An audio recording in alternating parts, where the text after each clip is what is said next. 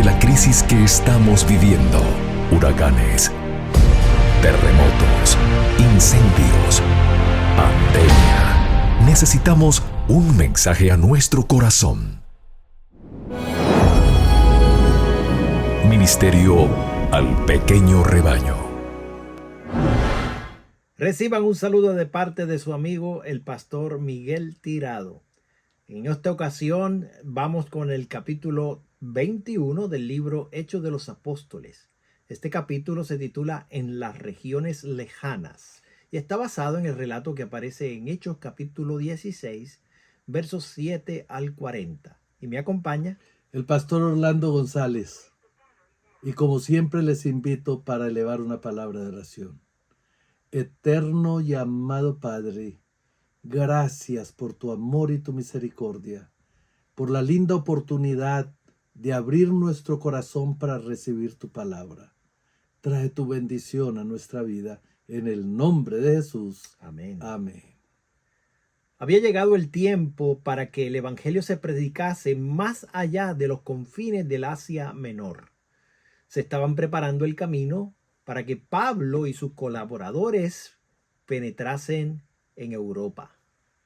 En Troas, en las márgenes del mar Mediterráneo, fue mostrado a Pablo de noche una visión. Un varón macedonio se puso delante rogándole y diciendo: pasa a Macedonia y ayúdanos. El llamamiento era imperativo y no admitía dilación. Y como vio la visión, declara Lucas, que acompañó a Pablo, Silas y Timoteo en el viaje a Europa, luego procuramos partir a Macedonia, dando por cierto que Dios nos llamaba para que les anunciásemos el Evangelio. Partidos pues de Troas, vinimos camino derecho a Samotracia y el día siguiente a Neápolis y de allí a Filipos, que es la primera ciudad de la parte de Macedonia y una colonia. Un día sábado, continúa Lucas, salimos de la puerta junto al río donde solía ser la oración, y sentándonos hablamos a las mujeres que se habían juntado. Entonces una mujer llamada Lidia, que vendía púrpura en la ciudad de Tiatira, temerosa de Dios, estaba oyendo, el corazón de la cual abrió el Señor. Lidia recibió alegremente la verdad. Ella y su familia se convirtieron y bautizaron, y rogó a los apóstoles que se hospedaran en su casa. Cuando los mensajeros de la cruz salieron a enseñar, una mujer poseída de un espíritu pitónico los siguió gritando: estos hombres son siervos del Dios alto, los cuales os anuncian el camino de salud. Y esto hacía por muchos días. Esta mujer era un agente especial de Satanás y había dado mucha ganancia a sus amos adivinando. Su influencia había ayudado a fortalecer la idolatría. Satanás sabía que estaba invadiendo su reino y recurrió a este medio de oponerse a la obra de Dios, esperando mezclar su sofistería con las verdades enseñadas por aquellos que proclamaban el mensaje evangélico. Las palabras de recomendación pronunciadas por esta mujer eran un perjuicio para la causa de la verdad, pues distraían la mente de la gente de las enseñanzas de los apóstoles. Deshonraban el evangelio y por ellas muchos eran inducidos a creer que los hombres que hablaban con el espíritu y el poder de Dios estaban movidos por el mismo espíritu que esa emisaria de Satanás. Durante algún tiempo, los apóstoles soportaron esta oposición. Luego, bajo la inspiración del Espíritu Santo, Pablo ordenó al mal espíritu que abandonase a la mujer. Su silencio inmediato testificó de que los apóstoles eran siervos de Dios y que el demonio los había reconocido como tales y había obedecido su orden. Librada del mal espíritu y restaurada a su sano juicio, la mujer escogió seguir a Cristo.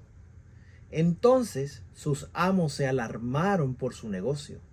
Vieron que toda la esperanza de recibir dinero mediante sus adivinaciones había terminado y que su fuente de ingreso pronto desaparecería completamente si se permitía a los apóstoles continuar la obra del Evangelio. Muchos otros de la ciudad tenían interés en ganar dinero mediante engaños satánicos, y estos, temiendo la influencia de un poder capaz de poner fin tan eficazmente a su trabajo, levantaron un poderoso clamor contra los siervos de Dios. Llevaron a los apóstoles ante los magistrados con la acusación: estos hombres, siendo judíos, alborotan nuestra ciudad y predican ritos, los cuales no nos es lícito recibir ni hacer, pues somos romanos. Movida por una frenesí de excitación, la multitud se levantó contra los discípulos. El espíritu del populacho prevaleció y fue sancionado por las autoridades, quienes desgarraron los vestidos exteriores de los apóstoles y ordenaron que fueran azotados. Después que los hubieron herido de muchos azotes, los echaron en la cárcel, mandando al carcelero que los guardase con diligencia, el cual, recibido este mandamiento, los metió en la cárcel de más adentro y les apretó los pies en el cepo. Los apóstoles sufrieron extrema tortura por causa de la penosa posición en que fueron dejados, pero no murmuraron. En vez de eso, en la completa oscuridad y desolación de la mazmorra, se animaron el uno al otro con palabras de oración y cantaban alabanzas a Dios por haber sido hallados dignos de sufrir oprobio por su causa. Sus corazones estaban alentados por un profundo y ferviente amor hacia la causa de su Redentor. Pablo pensaba en la persecución que había hecho sufrir a los discípulos de Cristo y se regocijaba porque sus ojos habían sido abiertos para ver y su corazón para sentir el poder de las gloriosas verdades que una vez despreciaba. Con asombro, los otros presos oyeron las oraciones y los cantos que salían de la cárcel interior. Habían estado acostumbrados a oír gritos, gemidos, maldiciones y juramentos que rompían el silencio de la noche, pero nunca antes habían oído palabras de oración y alabanzas subir de aquella lóbrega celda. Los guardianes y los presos se maravillaban y se preguntaban: ¿quiénes podrían ser estos hombres que, sufriendo frío, hambre y tortura, podrían sin embargo regocijarse? Entretanto, los magistrados volvían a sus casas felicitándose porque mediante medidas rápidas y decisivas habían sofocado el tumulto. Pero por el camino oyeron detalles adicionales sobre el carácter y la obra de los hombres que habían condenado a la flagelación y al encarcelamiento. Vieron a la mujer que había sido librada de la influencia satánica y se sorprendieron por el cambio de su semblante y conducta. En lo pasado habían provocado mucha dificultad a la ciudad, ahora era tranquila y pacífica. Cuando comprendieron que con toda probabilidad habían aplicado a dos inocentes el riguroso castigo de la ley romana, se indignaron consigo mismo y decidieron ordenar por la mañana que los apóstoles fueran secretamente puestos en libertad y acompañados fuera de la ciudad, donde no estuvieran expuestos a la violencia de la turba.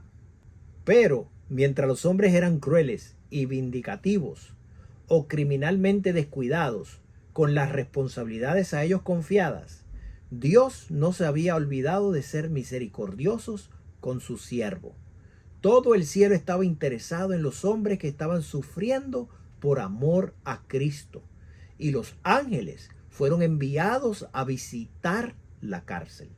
A su paso la tierra tembló, las pesadas puertas acerrojadas de la cárcel se abrieron de par en par, las cadenas y grillos cayeron de las manos y los pies de los presos, y una brillante luz inundó la prisión. El carcelero, había oído con asombro las oraciones y cantos de los encarcelados apóstoles. Cuando los trajeron, vio sus hinchadas y sangrientas heridas, y él mismo hizo asegurar sus pies en los cepos. Había esperado oír de ellos amargos gemidos e imprecaciones, pero oyó en cambio cantos de gozo y alabanza. Con estos sonidos en sus oídos, el carcelero había caído en un sueño del cual fue despertado por el terremoto y el sacudimiento de las paredes de la cárcel. Levantándose precipitadamente con alarma, vio con espanto que todas las puertas de la cárcel estaban abiertas, y fue sobrecogido por el repentino temor de que los presos hubiesen escapado. Recordó el explícito encargo con que se le había confiado el cuidado de Pablo y Silas la noche anterior, y estaba seguro de que la muerte sería el castigo de su aparente infidelidad. En la amargura de su espíritu pensó que era mejor quitarse él mismo la vida que someterse a una vergonzosa ejecución. Tomando su espada, estaba por matarse, cuando oyó las alentadoras palabras de Pablo: no te hagas ningún mal, que todos estamos aquí. Todos los hombres estaban en su sitio, contenidos por el poder de Dios ejercido por uno de los presos. La severidad con que el carcelero había tratado a los apóstoles no había despertado su resentimiento. Pablo y Silas tenían el espíritu de Cristo, no el espíritu de venganza. Sus corazones llenos de amor del Salvador no daban cabida a la malicia contra sus perseguidores. El carcelero dejó caer su espada y, pidiendo luz, se apresuró a ir a la mazmorra interior. Quería ver qué clase de hombres eran estos que retribuían con bondad la crueldad con que habían sido tratados. Al llegar donde estaban los apóstoles, postrándose ante ellos, les pidió que le perdonaran. Entonces, sacándolos al patio, les preguntó: señores, ¿qué es menester que yo haga para ser salvo? El carcelero había temblado al ver la ira de Dios manifestada en el terremoto. Cuando pensó que los presos se habían escapado, había estado dispuesto a suicidarse. Pero ahora, todas estas cosas le parecían insignificantes en comparación con el nuevo y extraño terror que agitaba su mente, y con el deseo de tener tranquilidad y alegría manifestadas por los apóstoles bajo el sufrimiento y el ultraje. Vio en sus rostros la luz del cielo. Sabía que Dios había intervenido milagrosamente para salvar sus vidas, y se revistieron de extraordinaria fuerza las palabras de la endemoniada: estos hombres son siervos del Dios alto, los cuales os anuncian el camino de salud. Con profunda humildad pidió a los apóstoles que le mostraran el camino de la vida. Cree en el Señor Jesucristo y serás salvo tú y tu casa, contestaron ellos. Y le hablaron la palabra del Señor a todos los que estaban en su casa. El carcelero lavó entonces las heridas de los apóstoles y les sirvió, después de lo cual fue bautizado por ellos con toda su casa. Una influencia santificadora se difundió entre los presos, y todos estaban dispuestos a escuchar las verdades habladas por los apóstoles. Estaban convencidos que el Dios a quienes estos hombres servían los habría librado milagrosamente de sus cadenas. Los habitantes de Filipo se habían aterrado grandemente por el terremoto, y cuando por la mañana los oficiales de la cárcel les dijeron a los magistrados lo que había ocurrido durante la noche, se alarmaron y enviaron a los alguaciles para soltar a los apóstoles. Pero Pablo declaró: azotados públicamente, sin ser condenados, siendo hombres romanos, nos echaron a la cárcel, y ahora nos echan encubiertamente. No, de cierto, sino vengan ellos y sáquenos. Los apóstoles eran ciudadanos romanos y era lícito azotar a un romano, a no ser por el crimen más flagrante o privarlo de su libertad sin un juicio justo. Pablo y Silas habían sido encarcelados públicamente y se negaron ahora a ser puestos privadamente en libertad sin la debida explicación de parte de los magistrados. Cuando se comunicaron estas palabras a las autoridades, éstas se alarmaron por temor de que los apóstoles se quejaran al emperador y yendo enseguida a la cárcel, pidieron disculpas a Pablo y Silas por la injusticia y crueldad que se les había hecho, y los sacaron personalmente de la cárcel y les rogaron que se fueran de la ciudad. Los magistrados temían la influencia de los apóstoles sobre el pueblo y también el poder que había intervenido en favor de esos hombres inocentes. De acuerdo con la instrucción de Cristo, los apóstoles no impusieron su presencia donde no se les deseaba. Salidos de la cárcel, entraron en casa de Lidia y habiendo visto a los hermanos, los consolaron y se salieron. Los apóstoles no consideraban inútiles sus labores en Filipo. Habían afrontado mucha oposición y persecución, pero la intervención de la providencia en su favor y la conversión del carcelero y de su familia compensaron con creces la ignominia y el sufrimiento que habían soportado. Las noticias de su injusto encarcelamiento y su milagrosa liberación se difundieron por toda la región, y esto dio a conocer la obra de los apóstoles a muchos que de otra manera no habrían sido alcanzados. Las labores de Pablo en Filipos tuvieron por resultado el establecimiento de una iglesia cuyos miembros aumentaban constantemente.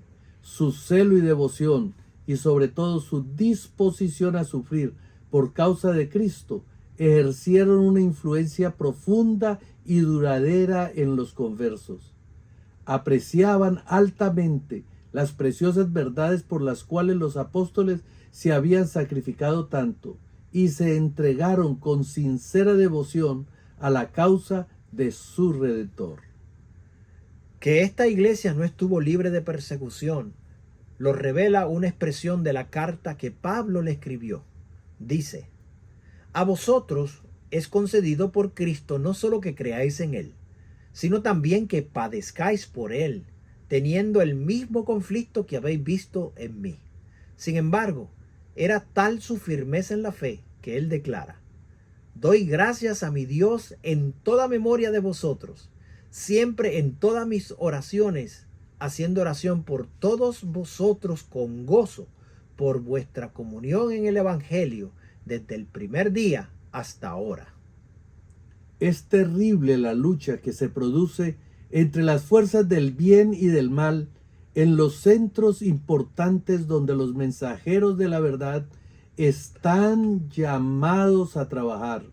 No tenemos lucha contra carne y sangre, y declara Pablo, sino contra principados, contra potestades, contra señores del mundo, gobernadores de estas tinieblas.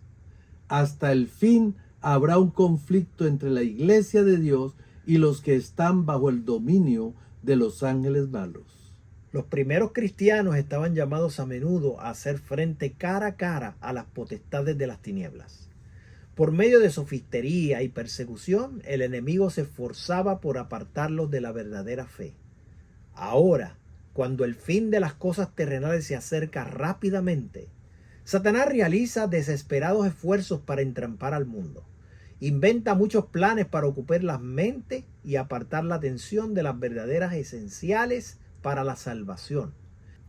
En todas las ciudades, sus agentes están organizados empeñosamente en partidos aquellos que se oponen a la ley de Dios. El gran engañador está tratando de introducir elementos de confusión y rebelión, y los hombres están enardeciendo con un celo que no está de acuerdo con su conocimiento.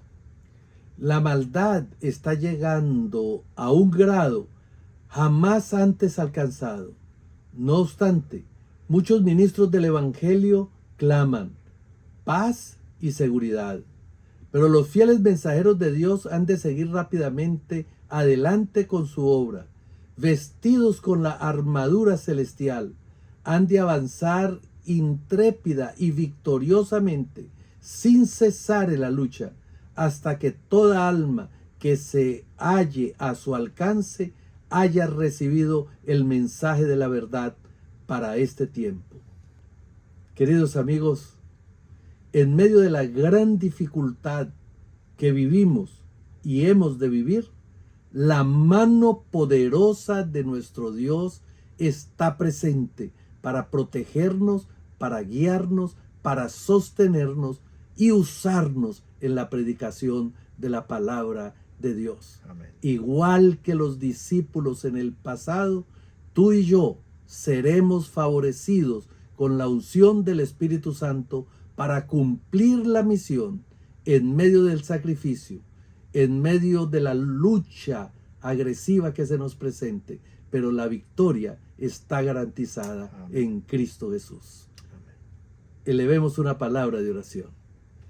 Amoroso Padre, Señor, vemos cómo los milagros que fueron hechos mientras los apóstoles fueron maltratados, cómo tú los liberaste y cómo a través de esa liberación no solamente el carcelero fue salvo, sino también toda su familia. Cuán grande y misericordioso tú eres, que a veces permites el dolor y el sufrimiento de tus hijos con tal de salvar un alma.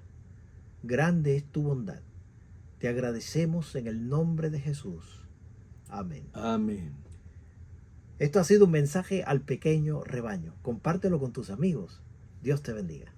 Bendiciones.